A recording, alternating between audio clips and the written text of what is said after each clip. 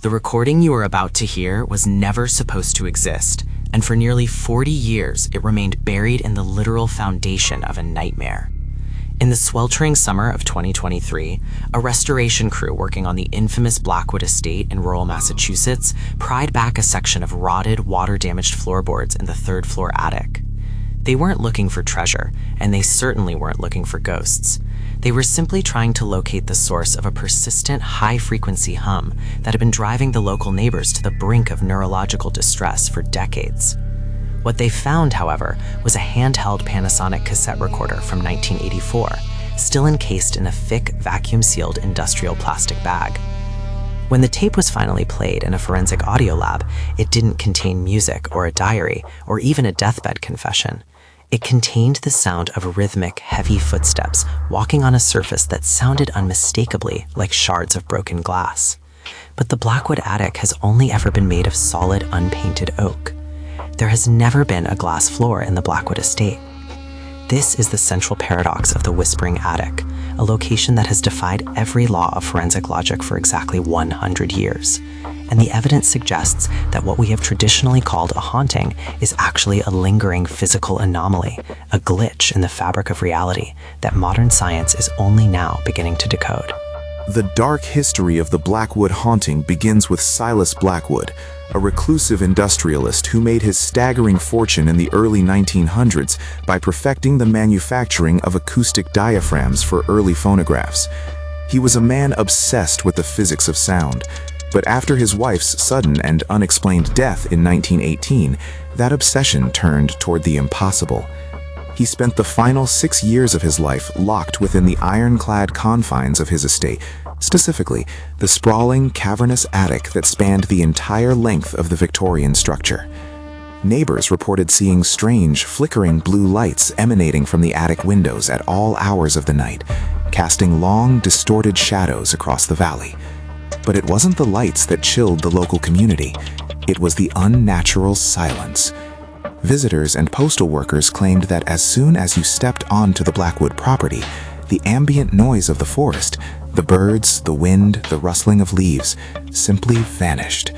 It was as if the Blackwood Estate existed in a perfect soundproof bubble, a vacuum where sound went to die. In 1924, this silence was shattered by a mystery that remains the single largest unsolved disappearance in Massachusetts history. 7 people, 4 housekeepers, 2 groundskeepers, and Silas Blackwood's personal physician, Dr. Alistair Finch, simply ceased to exist. When the local sheriff arrived, he found the dinner table set for 7 in the formal dining room. The food was still warm, the steam still rising from the bowls of stew. Dr. Finch's medical bag was open on the floor of the parlor, his stethoscope resting on a side table as if he had just been interrupted in the middle of a consultation. There was no sign of a struggle, no blood, and no footprints leading away from the house in the soft morning mud. Every door was locked from the inside. The only clue was a single open window in the high attic, overlooking the dense, dark woods of the surrounding valley. Silas Blackwood was found 3 days later, sitting in a high-backed mahogany chair in the dead center of that attic. His eyes were wide and milky with cataracts that hadn't been there a week prior, and his mouth was locked open in a silent, frozen scream. He was alive, but the man known as Silas Blackwood was gone. He never spoke another word for the rest of his life. He spent his remaining days in a state of catatonic shock in a private sanitarium, staring at the ceiling of his room with such intensity that nurses claimed he seemed to be watching a movie that no one else could see. The house was boarded up, the attic sealed with heavy iron padlocks, and for the next century, the Blackwood Estate became a monument to a tragedy without a rational cause. But the mystery didn't die with Silas. It evolved, taking on a life of its own in the static of the 20th century. In the mid-1950s, a team of parapsychologists from a local university attempted to conduct a series of groundbreaking acoustic tests in the house, utilizing the most advanced microphones available at the time.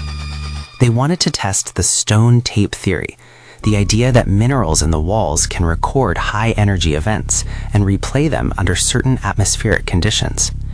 What they recorded, however, remains one of the most controversial pieces of audio in forensic history.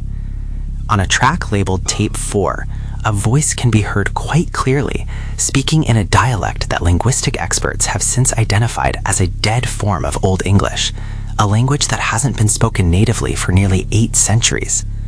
The voice isn't whispering, it's shouting at the top of its lungs, but the volume is so unnaturally low that it only registers as a ripple on the most sensitive oscillating equipment. It is a scream slowed down to a crawl, a sonic signature that shouldn't be physically possible for a human throat to produce without rupturing the vocal cords. This brings us back to the 2023 discovery of the phantom footsteps and the phantom glass floor.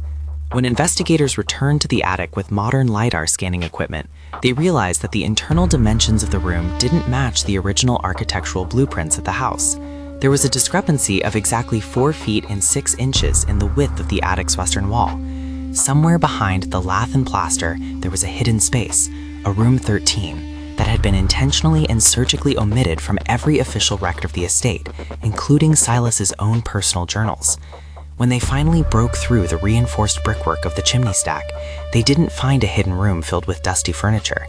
They found a vertical shaft, lined with polished industrial-grade copper sheets, descending nearly 80 feet deep into the very foundation of the house.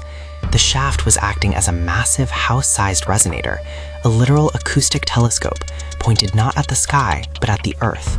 Silas Blackwood hadn't just been living in his attic, he had been living inside a giant vibrating musical instrument designed to capture frequencies that the human ear was never meant to process. But why would a man of Silas's intellect build a resonator into the bones of his own home? Forensic acoustic analysis of the Blackwood frequency, a steady, unwavering 18.98 Hz pulse that still emanates from the floorboards even when the power is cut, suggests a terrifying and calculated answer. 18.98 Hz is what is known in acoustics as the fear frequency, a level of infrasound that is just below the threshold of human hearing, but has been clinically proven to cause feelings of intense dread, nausea, and even vivid visual hallucinations by vibrating the fluid in the human eye. It is the frequency that makes people see shadow people in the corner of their vision. But Silas wasn't just generating the frequency to scare away intruders, he was modulating it. He was using the architecture of the house to transmit complex data. Every time the whispers occur, they follow a rigorous mathematical sequence. They are coordinates.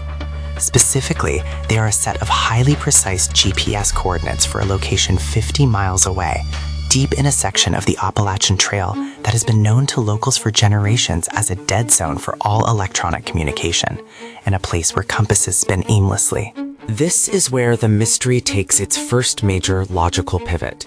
When forensic investigators finally traveled to those coordinates in the autumn of 2023, they found nothing but an ancient, overgrown burial mound hidden beneath a canopy of dead hemlocks. The mound dated back long before the first European settlers arrived in the region, but under a deep penetration thermal scan, the mound revealed something that defies the laws of biology. 10 feet below the packed earth and stone, there is a localized, stable heat signature, a perfect sphere of warmth that maintains a constant, unchanging temperature of 98.6 degrees Fahrenheit. That is the exact temperature of a living, healthy human body. There is something alive, or at least something generating a constant biological heat signature buried beneath the very coordinates Silas Blackwood was broadcasting from his attic for 60 long, lonely years. Was Silas trying to communicate with whatever is gestating in that mound? Or was he desperately trying to keep it away? The logbooks found in a hidden false bottom of his library desk provide a frantic, ink-stained narrative of a man losing his grip on our version of reality. In the final frantic entries, Silas stops writing about spirits or demons and starts writing about the guests in the eaves. He describes them not as ghosts of the dead, but as the ones who fold the air. He writes with terrifying clarity that they don't walk through walls, they simply step through the parts of the room that we haven't learned to see yet, utilizing a geometry that is foreign to the human mind. He describes the whispers as a form of gravity well communication, a way for these entities to navigate our dense three-dimensional space by using sound as a lighthouse or a navigational beacon. This leads us to a chilling realization that has forced the reopening of the 1924 cold case. The 7 people who vanished didn't run away, and they weren't murdered. They were caught in the beam of the lighthouse. They were collateral damage in a cosmic navigational system.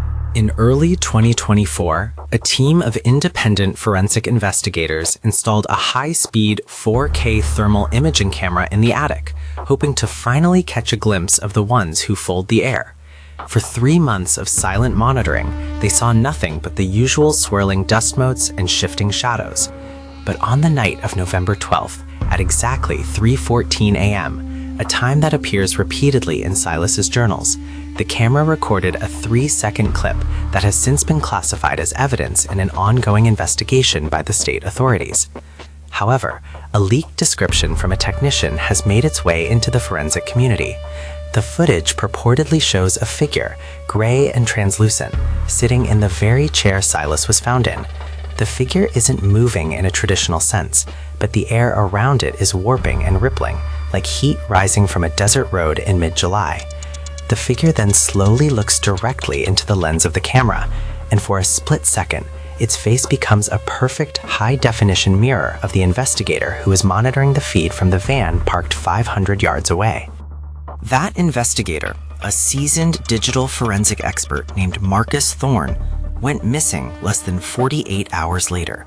His van was found abandoned on the side of the narrow access road leading to the burial mound coordinates. His camera equipment was still powered on and running, but the high-speed memory cards had been completely wiped clean. Not by a magnet, but by a massive, localized electromagnetic pulse that had literally fried the internal gold circuits of the devices. The only thing that remained in the van was a single handwritten note resting on the dashboard. The frequency isn't a message, it's an invitation, and I have finally RSVP'd. This concept of an invitation seems to be the key to the entire Blackwood enigma. If the house is a resonator and the frequency is a beacon, then the whispering attic is actually a gateway, a bridge built of sound and wood. But a gateway to where? And why did it take 100 years for the invitation to be accepted by the world outside? Forensic specialists have recently discovered that the Mercury Bridge receiver found in the hidden copper shaft wasn't designed to receive radio waves or even television signals. It was designed to receive gravitational waves, ripples in the very fabric of space-time that were only officially discovered and measured by mainstream science in 2015. Silas Blackwood was either a century ahead of the greatest minds in physics, or he was being tutored by something that existed entirely outside of our linear perception of time. The most disturbing evidence came to light just last month during a geological survey. A team of experts conducted a deep strata seismic scan of the entire Blackwood property. They found that the house isn't built on the solid granite bedrock common to the area. Instead, it is built directly over a massive subterranean cavern that appears to be perfectly geometric and thus artificial in origin. The cavern is lined with the same polished copper sheets found in the attic's hidden shaft, creating a closed-loop system. The entire estate, the house, the shaft, the cavern, and the attic, is a single integrated machine of immense proportions, and that machine is still humming. The whispers that people hear are the sound of the machine's internal cooling system, a byproduct of the massive amount of energy required to fold the air and maintain the integrity of the bridge. But the question that remains, the question that keeps investigators awake at night, is who is the machine for? The final 5% of this mystery lies not in the ghosts of the past, but in a discovery made beneath the floorboards of the phantom room in the attic during the final week of the 2023 survey. When the investigators finally pried up the last of the heavy oak planks near the resonator shaft, they found a vacuum-sealed chamber made of a material that is neither metal nor plastic, but a biological composite that seems to be grown rather than manufactured. Inside the chamber, there was no body, no skeleton, and no monster. There was a single pulsating organ, shaped like a human heart, but made of a translucent diamond-hard crystal. The organ is still beating, It is connected to the copper shaft by a series of glowing fiber optic filaments that pulse with a faint rhythmic blue light. This crystal heart is the actual source of the Blackwood frequency. It is the power source for the entire machine. And according to the latest forensic data, the heart's rhythm is accelerating. It is no longer beating at the steady rate of a human at rest. It is now beating at the rate of a human in a state of extreme, prolonged terror. The Whispering Attic isn't a haunt, and it isn't a simple gateway. It's a life support system. Silas Blackwood didn't die in that sanitarium in 1930.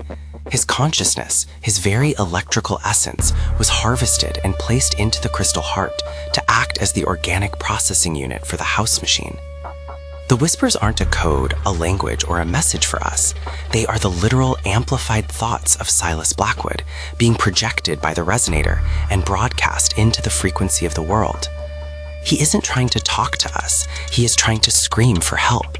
He has been screaming for 100 years, trapped in a crystalline prison of his own making, forced to fold the air for the guests who have been using his home as a fueling station and a waypoint on their way through our reality.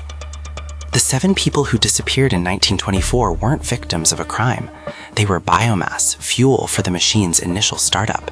And as the heart speeds up, it suggests that the guests are returning, not for a visit, but for a final harvest. The Blackwood Estate is no longer silent. It is waiting, and the whispers are finally starting to make sense.